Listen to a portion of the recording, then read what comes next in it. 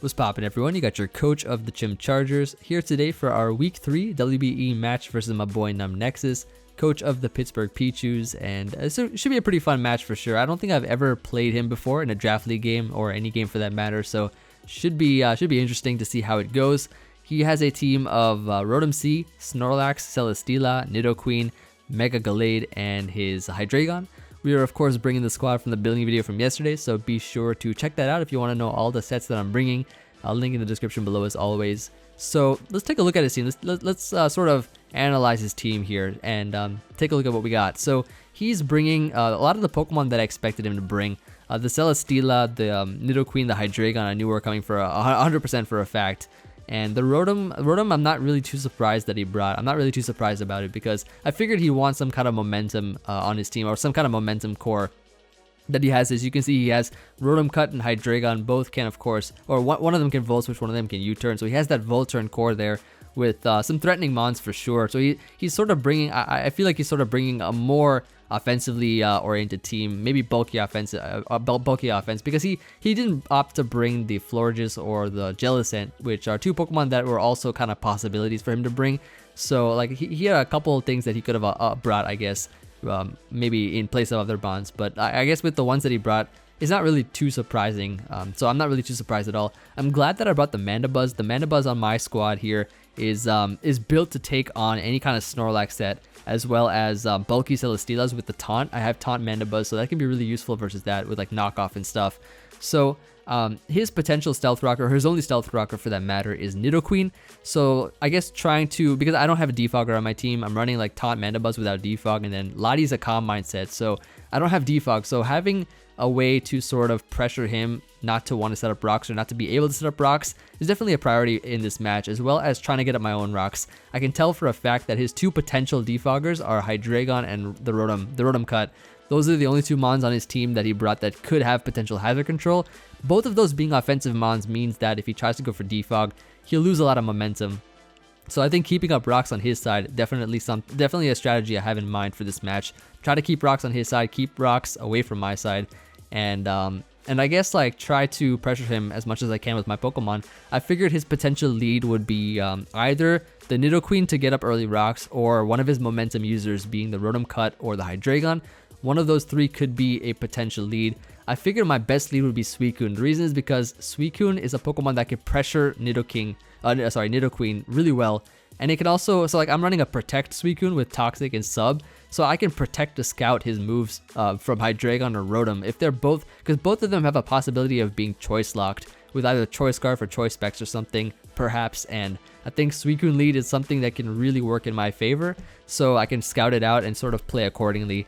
So let's just go ahead and get into this match. I'll show you guys what we got here. Let's begin our Week 3 WBE match versus numbnexus and see how we do. So he's of course going to be challenging me, and this may or may not be his first mistake. You already know, and he leads off here with the Rotom Cut. So one of the leads that I expected here, even though it's not really too favorable for me leading off with Suicune, I can get off the Protect. I can just sort of go ahead and see what he wants to do here, kind of just sort of get a feel for his sets here. And he actually goes for the Volt Switch. I do Protect myself, and I can switch out here into my Mega Latias, knowing that I can sponge any hit from this Rotom. And as you can see here, he goes right for that Volt Switch. We take it really well, and he switches out here into his Hydreigon. So bringing that in leads me to believe that he is indeed a Choice Scarf Hydreigon, because he'll probably be able to outrun me, go either for a Dark Pulse or a U-turn, or probably predict something. So I just go here into my Cobalion, because I know for a fact that I can, that he's not going to like try to predict Cobalion while I have a Clefable still.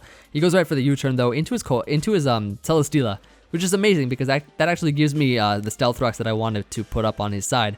And he goes for the Leech Seed, which is actually no drawback for me. So I got the rocks up, which is amazing.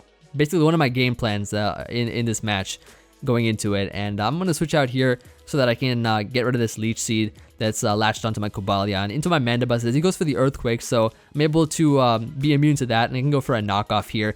Getting rid of his leftovers. I could have taunted, like I expect him to go for Leech Seed again, but he does pack Toxic. Could have taunted, but I figured that it was more worth my while going for a knockoff in case he had a Shed Shell or a Wakanberry, because as you can see here, I just safely go into my Magneton, knowing that he can't, or that he wasn't going for an Earthquake here. He just went for a Leech Seed. Now that I know for a fact that he is trapped I knocked off his item, so he can't switch out here. And instead of going for a T-Bolt, because I know T-Bolt will probably not knock it out in one hit, so I don't want to take an Earthquake. I just go right for the Volt Switch. I can get a good amount of chip damage on this Celesteela. Go right back into my Mandibuzz so that I can take the Earthquake and, you know, not take any damage from that. And he's going to switch out here into his Nidoqueen. I expect him either to go for Leech Seed or make some kind of switch like this. Go right for the Taunt here, and Taunt is amazing because it shuts this Nidoqueen down from setting up Stealth Rocks. He can't get up rocks now at all, so that's actually really great for us. And now what I can do is just switch out here. I expect an attack to come out my way, whether it be Sludge Wave or Ice Beam or something. I'm going to go here into my Suicune because it can tank the hit really well. It's a very bulky set. And as you can see, he goes for the Ice Beam, so I'm able to take that really well, and with leftovers, I basically take little to no damage. He is going to switch out here, be pressured by the Suicune, of course with the nickname Pressure, and I'm actually just going to go for the sub. I'm a sub Toxic Protect Suicune, so this is something that I figure that he'll have a lot of trouble dealing with. As he brings in the Snorlax, I figured, like, you know, maybe he might not be a rest Toxet or something. Might as well figure out what he is and go for the Toxic instead of trying to switch out to Mandibuzz right away. And as you can see, he goes for the Facade, so he's well prepped for a status Suicune. So I'm like, okay, as long as, you know, if I see rest, I'll go into my Mandibuzz. For now, though, I can literally just stay in here, go right for the Protect, Toxic this thing down, wear it down over time. He goes for another Facade, so I'm like, okay, I don't see any kind of setup move yet. I don't see any kind of, you know, resting or anything, trying to get rid of that poison, switching out and stuff like that. So I'm like, I can stay in. I feel pretty safe right now. Can go for another sub as he goes for the Earthquake. I'm not sure why he went for Earthquake here. Maybe he was expecting me to go into my Cobalion or Magneton perhaps, or just, like I guess like my Cobalion more than likely, trying to take the normal type attack, but he's not able to break my sub, which is amazing because now I can get off a Protect. I'm still behind the sub too, still behind this substitute, so he can't really break through me at all. And I go for a Protect here once again, stall this Snorlax down, and I'm like, if there was ever a time to go for rest, it would be now, if he does have it on his Snorlax. So I'm going to go for the Scald here to get off some damage. I'm still behind sub right now, so I'm pretty safe as he goes for the Facade. So I'm like, okay, I guess he was probably not any kind of Curse Rest Suicune or anything like that, or like any kind of healing Suicune. Sorry, any kind of healing Snorlax. He wasn't any kind of Snorlax that could take the status and heal up or anything. So that's pretty cool. So Suicune knocked out a Pokemon here. Good to go for the Protect just to scout him out what he wants to do here. Volt Switch. So he goes for the Volt Switch. I'm like, okay, he's probably locked in. He's probably a Choice Scarf Rotom. So I'm just gonna switch out here back into my Latias, which can take the hit once again really well. There are no rocks on my side and there are rocks on his, so he's getting more and more pressure right now, getting pressured a lot by these Stealth Rocks, and I'm just switching out and stuff. He goes into his Hydreigon, so this is going to take a little bit of rock chip damage, which is pretty fine by me. And I'm of course going to switch out here. This time I go into my Clefable just to switch it up a little bit. Don't want to be predictable going back into Cobalion every time on the Hydreigon. But he goes for the Crunch, which reveals to be a physical scarf, some kind of physical scarf set. So he's a Crunch Hydreigon, so that was pretty interesting to see. As he goes into his Celesteela, I make a nice clean double into my Suicune, because I know for a fact he would want to switch into that thing, and I can actually take advantage of this, go into my Suicune here, and actually go for the sub, knowing that because this is probably a defensive Celesteela, he can't break my sub with any kind of move that he has. And he's going to switch out here into his Rotom, which is great. I'm behind the sub, and I can actually Protect here so that I can get some leftovers back. As you can see, I go right for the Protect, trying to scout what he wants to do here, what kind of move he locked himself into. And as you can see, he goes right for the Volt Switch, so I'm like, okay, that's fine. He's he's going for the same Volt Switch every time. But because I'm behind the sub and I'm pretty safe here right now, I'm actually going to go for the Toxic. As he goes for the Volt Switch here, I guess I can expect him to want to go into either like Celesteela or Nidoqueen to take the poison, to take the Toxic. He goes right for the switch into Celesteela to take the Toxic here. I'm like, that's fine, that's perfectly fine. I can literally just go right for the sub once again. He can't switch out again because Celesteela is in range of getting hit by Stealth Rocks and getting knocked out if he switches out. So unless he defogs, he can't really afford to bring this thing in again. So he does have to stay in. His Earthquake does not break my sub, and I can just Protect here to get some leftovers back before I finish him off with the Scald. I figured that it was in my best interest to get some leftovers and recovery back. And mind you, of course, I did click every move in 5 seconds. I wasn't trying to stall him with the timer or anything. I was literally clicking every move as fast as I could because I knew I had the game plan in mind. This Suicune set was going to put in a lot of work in this game. So I was just using my Suicune to the best of my ability. We knock out the Celesteela, and he goes into his Rotom as I can just go right for the Protect to to basically see what he wants to lock himself into once again. And he does lock himself into Thunderbolt, from what I can see. So I do get some leftovers back here, and I'm like, alright, not bad. Likely he'll just want to click Thunderbolt again, which he does. He's still faster than me, and I can go ahead here and go ahead and hit him up with that nice little Toxic. Hit him up with that Toxic here. Now we can go ahead and break this thing down a little bit by little bit. So Suicune's already knocked out the Snorlax, the Celesteela, and now the next target for that Suicune is that Rotom Cut. So we're going to go ahead here and click Protect once again. And this is where it's pretty interesting. He actually goes for the Volt Switch, so he's not locked in.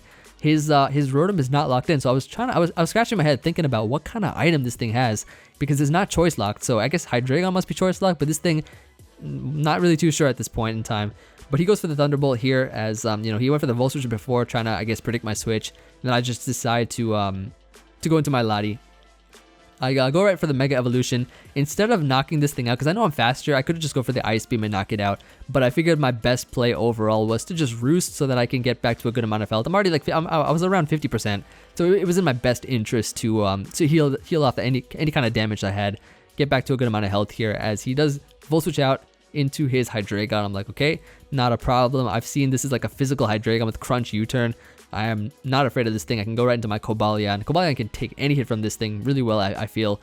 So he goes right for the U-turn once again, and he goes into his this guy, which is his Gallade. So yeah, he goes into Gallade here. So I'm like, not bad. I have a perfect counter to this thing, which is my Unaware Clefable. Gonna go into my boy Base Lord here, and he actually doubles out. So he makes a nice little double here. Good play on his part into his Nidoqueen. So obviously I don't want to stay in with my Clefable. I don't want to take a Sludge Wave or any kind of attack from this thing. And Clefable can't do anything back to it anyway, so I would want to switch out here into my Suicune. But then he actually makes a clean triple switch into his Rotom.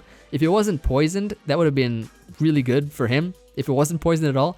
But because he's poisoned, like, he's going to take rocks damage, he's going to take toxic damage now as I bring in my Suicune. So it's like, I can just click Protect. But I don't know what item he is, so I don't want him to be some kind of Chesto Rest set or something and have like a Chesto Berry with Rest. So I just decided my best play is to go into my Lottie so I don't look like a fool clicking Protect while he goes for Rest. But he just Leaf Storms here, so I'm like, okay, so no Rest on this thing, no recovery. And then he falls to the toxic damage, which is awesome, and he's going to go back into his Hydreigon now. So I'm like, okay, Hydreigon's out here. I've already knocked out half of his team with that Suicune, basically. So I'm going to go here into my Cobalion right here, as he goes for the U-turn. And, once again, Cobalion is not taking much damage at all. He's literally taking more damage because the Stealth Rocks are chipping him down over time. And he's going to go back into his Gallade here, so, like, I have no reason to stay in. Once again, I go back here into my my Base Lord Clefable, and he's going to double once again into his Nidoqueen.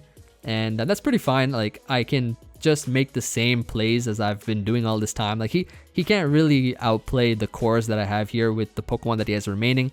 I'm going to switch out here into my Suicune once again, as you can see, he decides to I think here he decides to go right for that Sludge Wave.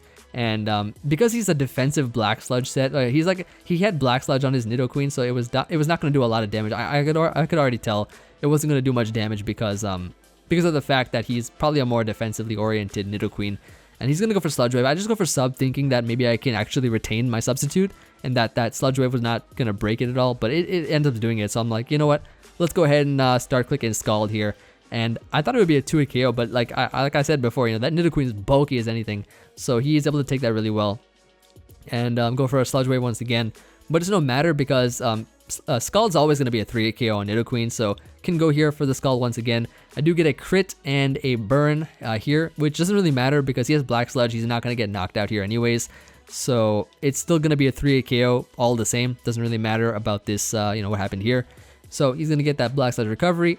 And of course, I take a little bit of burn damage, which is fine because I can go for a Skull once again, knock him out. Was going to be a 3 KO anyways, so Nidoqueen goes down. So Suicune took out 4 Mons already. Suicune literally took out 4 Mons. The Celesteela, the Rotom, the Celesteela, and did I say Celesteela twice?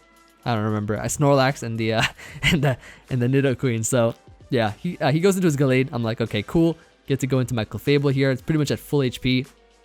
He's gonna Mega Evolve and just attack, I think, what's in front of him. He goes right here for the Close Combat, doing a pretty decent amount of damage to my Clefable despite me being defensive. And I think here I just decide that I want to go for the Protect so that I can retain as much health as possible. Even if he Swords Dance, doesn't matter. I'm Unaware Clefable, which means that any stat boosts that he has will not affect me. So He does actually have Poison Jab, which is pretty interesting. I did the calc and it does like max around maybe 50% or so. So it does a decent chunk of damage to me. I just go for the Moonblast here. It's able to put him in range where I can actually just switch out. Here, I decide, I don't want to stack my Clefable. I want to go for that 6-0 here. So I'm going to switch out here into my best default Mandibuzz. And as you can see, he goes for the Poison Jab, which is not going to do much to me at all. Literally nothing. And he gets knocked out by my Rocky Helmet. So Mandibuzz Rocky Helmet got in a little bit of work there, a little bit of chip damage to knock out Mega Gallade. So last Pokemon that he has here is his Hydreigon. I figured, you know what, let's end this game off with style. Gonna go here into my boy Cobalion as he locks himself into Outrage, and he is probably Scarfed Outrage, so he was a physical set all along. Pretty heat, Hydreigon set. And I decide here to end this game off going for my Corkscrew Crash, my nice Steelium Z Iron Head, and let's just end this off with a Z move. Watch this animation. Let's see it go. Let's see it go right now. Check this out. Corkscrew Crash. And we go right here for that nice Corkscrew Crash, nice drilling Hydreigon into the ground. And that is going to be GG. It is Emvee. We do win this game 6-0, which is huge. Like, we won our first week 4-0, our second week 5-0, and our third week is going to be 6-0. So doing really well so far in this league. I'm really happy about our progress and our performance in this league so far.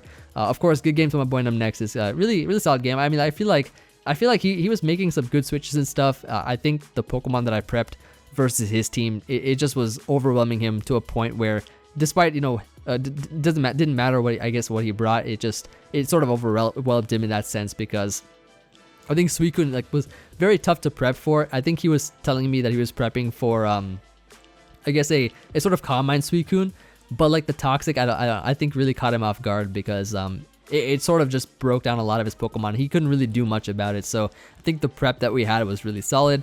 And we played it really well, I feel. So yeah, good game to my man. Definitely be sure to check out his channel for the battle on his side. We should be getting it up at the same time, together. So it was really fun to play him, of course. Thank you for the game, my man. And yeah, overall, I think we did well. I don't think there's much else to say. Solid game overall. Really happy about how much work Suicune put in, especially since I think the first 2 weeks, Suicune really didn't do too much work. I don't think I brought it week 1, and then week 2, it was kind of just sitting there. So I'm really glad that it got to put in some work here. And yeah, so hopefully in week 4, we'll be able to, showcase another Pokemon and see how we do. And that's going to be it. So I will see you all on the next video. Let me know what you guys think, of course. I'm always looking forward to hearing from you all, as always, in the comments. I really do appreciate it, all the support and whatnot. And I'll see you guys on the next video. Peace.